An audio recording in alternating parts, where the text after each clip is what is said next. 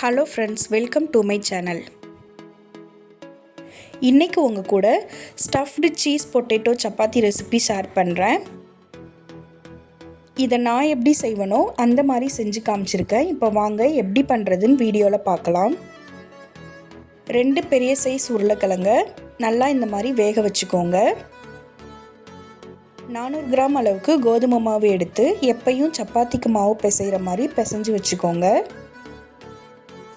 வேக வச்ச உருளைக்கிழங்க இந்த மாதிரி நல்லா மசிச்சு விட்டுட்டு அது கூடவே பொடியாக கட் பண்ண கொத்தமல்லியை சேர்த்துக்கோங்க. இப்போ இது கூட தேவையான மசாலா சேர்த்துக்கலாம். மட்டன் மசாலா அப்படி இல்லைன்னா கரம் மசாலா இருந்தால் 1 டீஸ்பூன் அளவுக்கு சேர்த்துக்கோங்க. இது கூடவே 1/4 டீஸ்பூன் அளவுக்கு மஞ்சள் தூள் சேர்த்துக்கோங்க. 1/2 டீஸ்பூன் அளவுக்கு தனி மிளகாத்தூள் சேர்த்துக்கோங்க.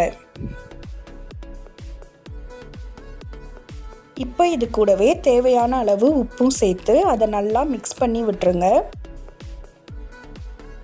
இப்போ மிக்ஸ் பண்ண உருளைக்கிழங்கு மசாலாவை இந்த மாதிரி பெரிய உருண்டைகளாக பிடிச்சு வச்சுக்கோங்க. கூடவே சீஸையும் துருவி வச்சுருக்கேன். இப்போ நம்ம ரெடி பண்ணி வச்சுருந்த சப்பாத்தி மாவை இந்த மாதிரி எடுத்துக்கிட்டு அது கூடவே ரெடி பண்ணி வச்சுருந்த உருளைக்கிழங்கு மசாலா சீஸை உள்ளே வச்சுடுங்க. அதை நல்லா இந்த மாதிரி க்ளோஸ் பண்ணிவிட்டு சப்பாத்தி எப்பையும் தேய்க்கிற மாதிரி தேய்ச்சி எடுத்துக்கோங்க. இப்போ தோசைக்கல் நல்லா சூடானதும் ரெடி பண்ணி வச்சுருந்த மாவை 2 பக்கமும் போட்டு எடுத்துக்கோங்க. இந்த மாதிரி வெந்து வந்ததுக்கப்புறம் ஆயில் சேர்த்துக்கோங்க. இப்போ லாஸ்ட்டாக இதுக்கு மேலே துருவின சீஸும் சேர்த்துக்கோங்க. அவ்வளோதான், stuffed cheese potato chapati ready ஆயிடுச்சு. நீங்களும் வீட்டில் இந்த மாதிரி செஞ்சு பார்த்துட்டு டேஸ்ட் எப்படி இருந்ததுன்னு கமெண்ட்ஸில் சொல்லுங்கள்.